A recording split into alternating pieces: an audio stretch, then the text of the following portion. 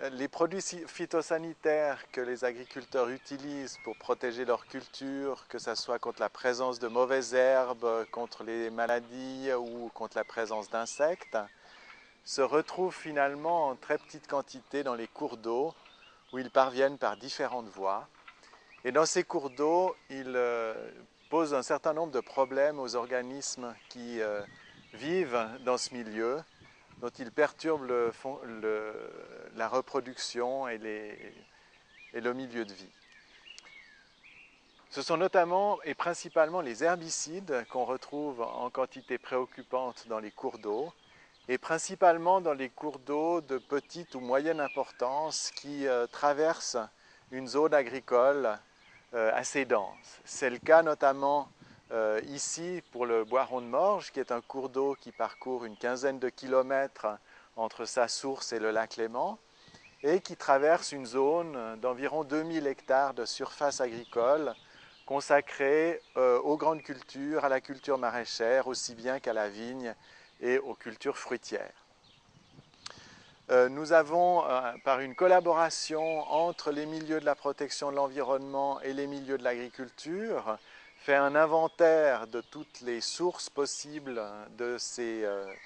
produits phytosanitaires dans les eaux et recherché les moyens de diminuer, voire de supprimer cette présence problématique. Nous avons pu ainsi développer un projet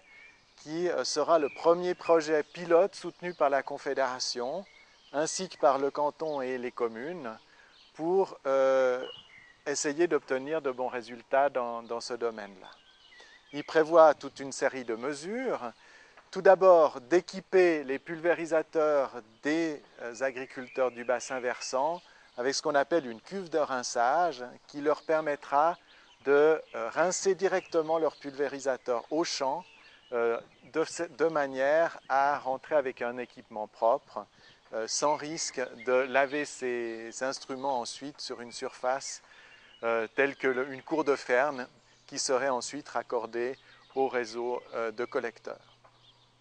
Ensuite, nous avons ici ce que nous voyons sur l'image, la station de lavage pour les pulvérisateurs à Denan, ce qui se présente un peu sous la forme d'une station de lavage pour les voitures, à la différence que les eaux de lavage ne sont pas évacuées dans un collecteur d'eau usée, mais stockées dans la citerne ronde que l'on voit derrière moi. Et lorsque cette citerne est pleine, les eaux sont ensuite traitées par une installation particulière qui permet de retenir les produits phytosanitaires.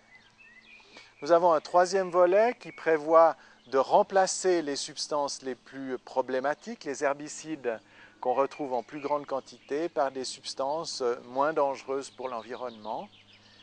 et d'autres mesures qui se focalisent sur les pollutions diffuses par l'érosion, par le drainage, et les agriculteurs seront invités à prendre des mesures pour lutter contre ces pertes. Et un dernier volet, finalement, se consacrera à la formation permanente des agriculteurs en faisant venir,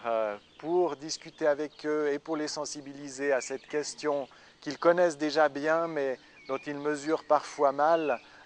toutes les conséquences, un certain nombre de spécialistes pour les aider à améliorer toujours leurs pratiques dans ce domaine-là. Toutes les mesures qui seront prises par les agriculteurs ont naturellement un coût et les coûts seront pris en charge par le canton, la Confédération et les communes afin que les agriculteurs n'aient pas de perte de revenus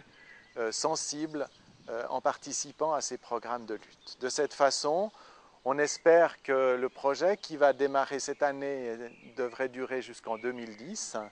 va pouvoir permettre de réduire sensiblement la présence de phytosanitaires dans les eaux du Boiron et de cette façon restaurer la qualité biologique du cours d'eau qui est actuellement moyenne voire médiocre, surtout dans sa partie inférieure, juste avant l'embouchure dans le lac Léman.